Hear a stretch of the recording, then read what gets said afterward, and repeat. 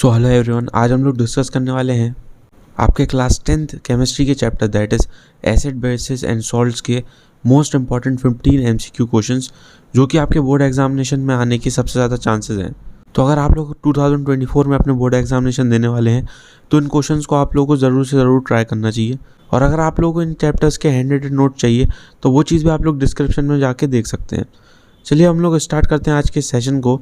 तो उसमें हम लोग का सबसे पहला क्वेश्चन आता है, What happens when a solution of an acid is mixed with a solution of a base in a test tube? इसमें हम लोग को बताना है कि क्या होता है जब एक एसिड का सोल्यूशन मिक्स होता है एक बेस के सोल्यूशन से एक टेस्ट ट्यूब के अंदर, उसमें क्या चीज़ होती है ये हम लोग को बताना है। इसमें ऑप्शन हम लोग देख लेते हैं। Option number 1, temperature of the solution decreases. Second, temperature of the solution increases. Third, the temperature of the solution remains the same. And fourth, salt formation takes place. तो ये 4 स्टेटमेंट हम लोग को दी गई हैं। इनमें हम लोग को बताना है कि कौन सी स्टेटमेंट यहाँ पे सही है।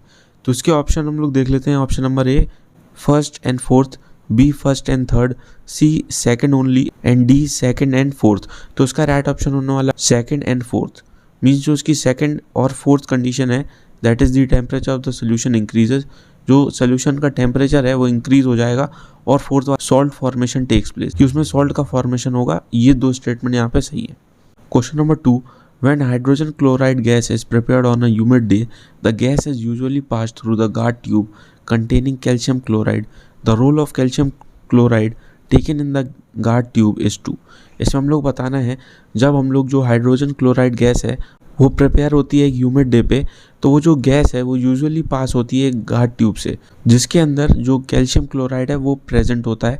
तो उसमें हम लोग से यही पूछा गया है उस कैल्शियम क्लोराइड का रोल क्या होता है गार्ड ट्यूब के अंदर। ऑप्शन हम लोग देख लेते हैं। Option number A, absorb the evolve gas. B, moisture the gas.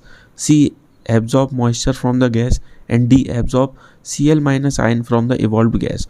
तो उसका राइट ऑप्शन होने वाला है C, that is absorb moisture from the gas. इसके बाद हम लोग चलते हैं क्वेश्चन नंबर 3 पे।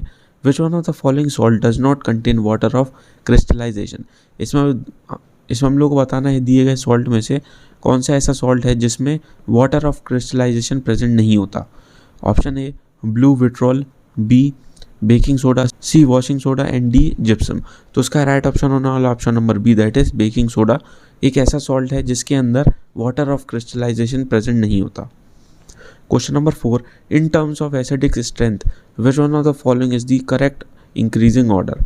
इसमें हम लोग बताना है एसिडिक स्ट्रेंथ के बेसिस पे इन चारों में से कौन सा ऑर्डर यहाँ पे सही है। इंक्रीजिंग ऑर्डर के हिसाब से हम लोग को बताना है। ए ऑप्शन आता है water less than acetic acid less than hydrochloric acid. B, water less than hydrochloric acid less than acidic acid. And C, acidic acid less than water less than hydrochloric acid. D, hydrochloric acid less than water less than acidic acid. तो उसका right option होने वाला option number ए, जो कि acidic strength की basis पे एकदम सही इंक्रीजिंग ऑर्डर है। Question number 5, what is formed when zinc react with sodium hydroxide. इसमें हम लोग बताना है जब हम लोग जिंक को सोडियम हाइड्रोक्साइड से रिएक्ट कराते हैं तो क्या चीज़ फॉर्म होती है। A, zinc hydroxide and sodium. B, sodium zincate and hydrogen gas.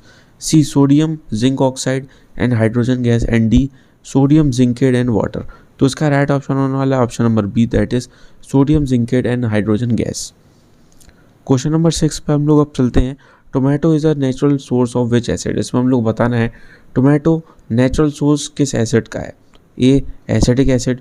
B, citric acid. C, tartaric acid. And D, oxalic acid. तो इसका राइट ऑप्शन होने वाला है D, that is oxalic acid. Question number 7, brine is an. इसमें हम लोग बताना है ब्राइन जो कि एक सोल्यूशन होता है वो एक्चुअली किस चीज़ का सोल्यूशन होता है। A, aqueous solution of sodium hydroxide. B, aqueous solution of sodium carbonate.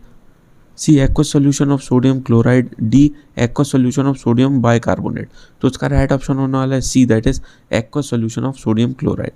Question number 8, इसमें हम लोग को एक फॉर्मूला दिया गया है जो कि है Na2CO3.10H2O। इसमें हम लोग बताना है ये किसका फॉर्मूला है इनमें से जो ऑप्शन में दिए गए हैं। A, washing soda. B, baking soda. C, bleaching powder. And D, tartaric acid. तो उसका राइट ऑप्शन होने वाला option number A, that is washing soda. Question number 9, at what temperature it gypsum heated to form plaster of Paris. इसमें हम लोग बताना है कौन से टेम्परेचर पे जो जिप्सम है वो हीट होके बनाता है POP, that is plaster of Paris. तो इसमें हम लोग ऑप्शन देख लेते हैं। A 90 degree Celsius, B 100 degree Celsius, C 110 degree Celsius and D 120 degree Celsius. तो इसका राइट ऑप्शन होने वाला option number B, that is 100 degree Celsius. तो 100 डिग्री सेल्सियस पे जो जिप्सम है वो हीट होता है और पीओपी फॉर्म करता है। Question number 10, how many water molecules does hydrated calcium sulphate contain. इसमें हम लोग को बताना है एक हाइड्रेटेड कैल्शियम सल्फेट के अंदर कितने वाटर मॉलिक्यूल्स प्रेजेंट होते हैं। Option A 5, B 10, C 7 and D 2। तो इसका राइट ऑप्शन होने वाला है डी, दैट इज 2। इसके बाद हम लोग चलते हैं क्वेश्चन नंबर 11 पे, that is sodium carbonate is a basic salt because it is a salt of. इसमें हम लोग बताना है सोडियम कार्बोनेट एक बेसिक सॉल्ट होता है क्योंकि वो एक सॉल्ट है किस चीज़ का हम लोग को बताना है। A strong acid and strong base, B weak acid and weak base, C strong acid and weak base and D weak acid and strong base. तो इसका राइट ऑप्शन होने वाला option number B, that is weak acid and strong base. Question number 12, alkalis are. इसमें हम लोग बताना है जो एल्कलीज होती हैं वो क्या होती हैं। A acids which are soluble in water, B acids which are insoluble in water, C bases which are insoluble in water and D bases which are soluble in water. तो इसमें राइट ऑप्शन है हम लोग का D, that is bases which are soluble in water. तो alkalis bases होते हैं जो कि सॉल्यूबल होते हैं वाटर में। Question number 13, which of the following statement is correct about an aqueous solution of N acid end of a base. इसमें हम लोग बताना है इनमें से कौन सी स्टेटमेंट करेक्ट है इन रिगार्डिंग ऑफ एक्वस सोल्यूशन जो कि एक एसिड का होगा और एक बेस का होगा। Statement 1, higher the pH stronger the acid. Statement 2, higher the pH weaker the acid. Statement 3, lower the pH stronger the base and 4th, lower the pH weaker the base. तो इसमें हम लोग ऑप्शन देख लेते हैं। Option A first and third, B second and third, C first and fourth and D second and fourth. तो उसका right option होने वाला option number D, that is second and fourth. जो इसमें सेकंड और फोर्थ स्टेटमेंट है वो सही होंगी। इसके बाद हम लोग चलते हैं क्वेश्चन नंबर 14 पे, lime water reacts with chlorine to give. इसमें हम लोग बताना है लाइम वाटर रिएक्ट करता है क्लोरीन से, तो उससे हम लोग को क्या मिलता है।